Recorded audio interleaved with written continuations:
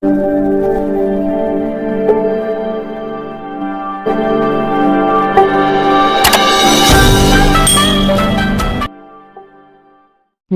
दोस्तों, सहारा इंडिया की शुरुआत साल 1978 में हुई थी। सहारा स्कैम मुख्य रूप से सहारा ग्रुप की दो कंपनियों Sahara India real estate corporation limited और Sahara housing investment corporation limited से जुड़ा है। सहारा सेबी विवाद एक बार फिर सुर्खियों का हिस्सा है।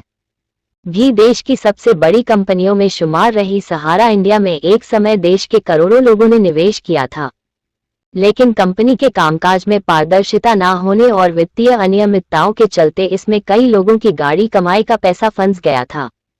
मोटा रिटर्न पाने के लालच में लोगों ने सहारा की कंपनियों में हजारों करोड़ रुपए का निवेश किया, लेकिन मैच्योरिटी पर इन कंपनियों ने निवेशकों को पैसा देने के बजाय ठेंगा दिखा दिया। अब ये जिंद एक बार फिर बोतल से बाहर आ गया है और फिर सहारा सेबी विवाद सुर्खियों का हिस्सा है। ऐसे में आइए बारीकी से समझते हैं क्या है सहारा सेबी विवाद, जिसमें देश के कई ऐसे लोग हैं जिनका पैसा ना तो सहारा और न ही सेबी ने वापस लौटाया। जिनका मोटा पैसा फंसा हुआ है वे तो कोर्ट कचहरी के चक्कर लगाकर अपना पैसा वापस पाने में लगे हैं, लेकिन जिनकी आर्थिक स्थिति मजबूत नहीं है वे पूरी तरह भगवान भरोसे बैठे हुए हैं। यूपी के हमीरपुर में सहारा से बेसहारा हुए निवेशक। उत्तर प्रदेश के हमीरपुर जिले में सहारा इंडिया में करोड़ों रुपए का निवेश करने वाले हजारों लोग तबाह हो गए हैं। सहारा से बेसहारा बने निवेशक और एजेंट भी भुगतान न होने के कारण डिप्रेशन में है। कई एजेंटों ने दावा किया कि हमीरपुर शहर और आसपास के सैकड़ों गांवों से कई करोड़ रुपए का निवेश कराया था, लेकिन कंपनी के धोखा देने से सारी उम्मीदों पर पानी फिर गया है। तमाम एजेंट बेसहारा होने के बाद अब दूसरे कारोबार से जुड़ गए हैं। हमीरपुर जिले में सहारा कंपनी ने आम लोगों को सुनहरे भविष्य का सपना दिखाकर नेटवर्क फैलाया था। हमीरपुर शहर में ही 50 से अधिक एजेंट बनाए गए थे। वहीं सैकड़ों ग्राम में भी बड़ी संख्या में सहारा के एजेंटों ने हजारों निवेशकों से पूंजी जमा कराकर उन्हें सपने दिखाए थे, लेकिन 5 साल बाद जब आरडी पूरी हुई तो किसी भी निवेशक को एक भी पैसे का भुगतान नहीं किया जा सका। एजेंट भी परेशान है। हमीरपुर शहर के अनूप कुमार निगम ने बताया कि सहारा में 1.5 लाख रुपए का निवेश किया था, जबकि साथी महेंद्र ने भी इतना ही निवेश किया था।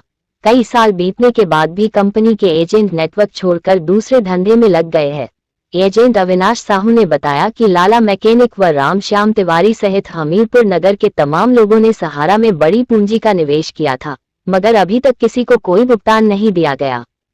नगर के पटकाना मोहाल निवासी शेर बहादुर सिंह उर्फ बाबू सिंह ने बताया कि सहारा में कई साल पहले करीब 1 लाख रुपए निवेश किया था, लेकिन आरडी पूरी होने के बाद पेमेंट नहीं दिया गया है। कई बार एजेंट और कंपनी के लोगों से शिकायत की गई, मगर अगले महीने पेमेंट मिलने का आश्वासन सालों से दिया जा रहा है। बताया कि पेमेंट न मिला तो कोर्ट जाने की तैयारी करेंगे। सहारा ग्रुप की दो कंपनियों से जुड़ा है विवाद। सहारा इंडिया की शुरुआत साल 1978 में हुई थी। सहारा स्कैम मुख्य रूप से सहारा ग्रुप की दो कंपनियों Sahara India real estate corporation limited और Sahara housing investment corporation limited से जुड़ा है। बात 30 सितंबर 2009 की है। सहारा ग्रुप की एक कंपनी सहारा प्राइम सिटी ने अपने आईपीओ के लिए सेबी में आवेदन दाखिल किया था। डीआरएचपी में कंपनी से जुड़ी सारी अहम जानकारी होती है। जब सेबी ने इस डीआरएचपी का अध्ययन किया तो सेबी को सहारा ग्रुप की दो कंपनियों की पैसा जुटाने की प्रक्रिया में कुछ गलतियां दिखी। ये दो कंपनियां SHICL और SIRECL ही थीं। OFCD के जरिए निवेशकों से जुटाए 24,000 करोड़। इसी दौरान 25 दिसंबर 2009 और 4 जनवरी 2010 को सेबी को 2 शिकायतें मिली। इनमें कहा गया कि सहारा की कंपनियां वैकल्पिक पूर्ण परिवर्तनीय डिबेंचर जारी कर रही है और गलत तरीके से धन जुटा रही है। इन शिकायतों से सेबी की शंका सही साबित हुई। इसके बाद सेबी ने इन दोनों कंपनियों की जांच शुरू कर दी। सेबी ने पाया कि SIRECL और SHICL ने OFCD के जरिए 2 से 2.5 करोड़ निवेशकों से करीब 24,000 करोड़ रुपए जुटाए हैं। सेबी ने सहारा की इन दोनों कंपनियों को पैसा जुटाना बंद करने का आदेश दिया और कहा कि वह निवेशकों को 15% ब्याज के साथ उनका पैसा लौटाए।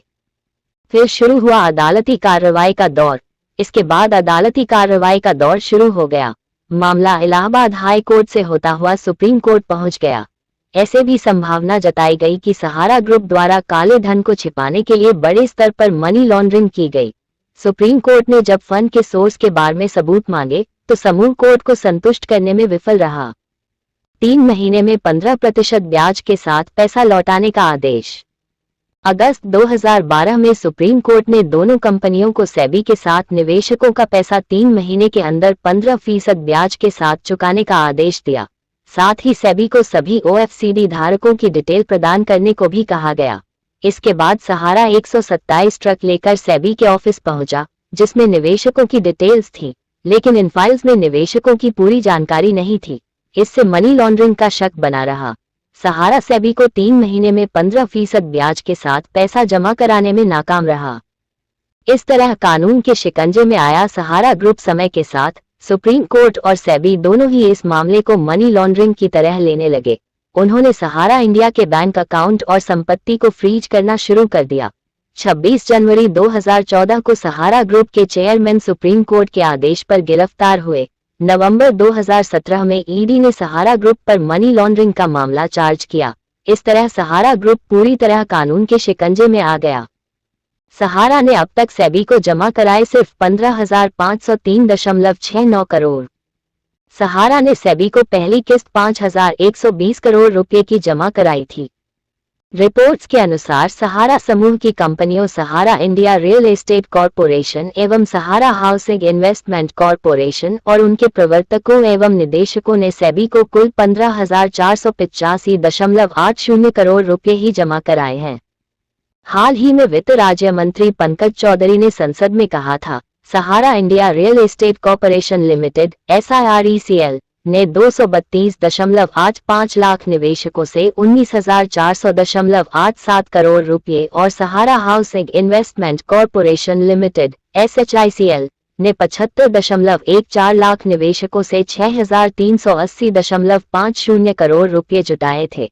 सुप्रीम कोर्ट के 31 अगस्त 2012 के बाद के आदेशों के अनुसार SIRECL और SHICL ने निवेशकों से जुटाई गई 25,781.37 करोड़ की मूल राशि के मुकाबले 31 दिसंबर 2021 तक सेबी सहारा रिफंड खाते में 15,503.69 करोड़ रुपए ही जमा किए हैं। सेबी ने सिर्फ इतना पैसा ही लौटाया। सरकार ने संसद में जानकारी दी है कि सेबी सहारा इंडिया के निवेशकों को अब तक केवल 138.07 करोड़ रुपए ही लौटा पाया है। वित्त राज्य मंत्री ने बताया कि सेबी को 81.70 करोड़ रुपए की कुल मूल राशि के लिए 53,642 ओरिजिनल बॉन्ड सर्टिफिकेट या पासबुक से जुड़े 19,644 आवेदन प्राप्त हुए। इनमें से सेबी ने 48,326 ओरिजिनल बॉन्ड सर्टिफिकेट या पासबुक वाले 17,526 योग्य बॉन्ड धारकों को 138.07 करोड़ रुपए की राशि रिफंड की। सेबी क्यों नहीं लौटा पा रही पैसा? सेबी द्वारा निवेशकों को उनका पैसा नहीं लौटा पाने के पीछे दलील दी जा रही है कि दस्तावेजों और रिकॉर्ड में निवेशकों का डाटा ट्रेस नहीं हो पा रहा है। सरकार द्वारा बताया गया कि सेबी के पास रिफंड के लिए आए कई आवेदन या तो SIRECL और SHICL द्वारा उपलब्ध कराए गए दस्तावेजों और डाटा में रिकॉर्ड ट्रेस नहीं हो पाने के कारण अथवा सेबी द्वारा पूछे गए प्रश्नों को लेकर बॉन्ड धारकों से कोई प्रतिक्रिया प्राप्त नहीं होने के कारण बंद कर दिए गए हैं। वहीं जिन लोगों का पैसा SIRECL और SHICL से कन्वर्जन कराकर सहारा क्यू शॉप या सहारा की अन्य क्रेडिट कोऑपरेटिव सोसाइटीज में उलझा दिया गया, उनकी मुश्किलें और भी ज्यादा है। अब देखना यह है कि सरकार निवेशकों के हित में कोई ठोस कदम उठा पाती है या नहीं। क्या है ताजा हलचल बता दें। पटना हाईकोर्ट ने सहारा प्रमुख सुब्रत राय को 11 मई को अदालत में हाजिर होने का निर्देश दिया है। कोर्ट ने राय को किसी भी तरह की रियायत देने से इनकार कर दिया। सहारा कंपनी ने विभिन्न स्कीम में हजारों उपभोक्ताओं से निवेश के नाम पर पैसा जमा करवाया था। अवधि पूरी होने के बाद भी पैसे नहीं लौटाया। इस मामले में 2000 से अधिक लोगों ने पटना हाईकोर्ट में याचिका दायर की थी। न्यायाधीश संदीप कुमार की एकल पीठ ने याचिकाकर्ता प्रमोद कुमार की याचिका पर सुनवाई करते हुए सहारा को 27 अप्रैल तक का समय दिया था। सुनवाई के दौरान हाईकोर्ट ने कहा था कि सहारा के अधिकारी अदालत को बताएं कि वह कब और कैसे निवेशकों का भुगतान करेंगे। सहारा की तरफ से ऐसी कोई स्पष्ट जानकारी नहीं दी गई। इसके बाद अदालत ने सहारा प्रमुख सुब्रत राय को हाजिर होने का आदेश जारी कर दिया। कोर्ट ने सारी दलील सुनने के बाद कहा कि हजारों लोगों की गाड़ी कमाई पर कोई ऐसे कुंडली मारकर नहीं बैठ सकता। लोगों के पैसे ब्याज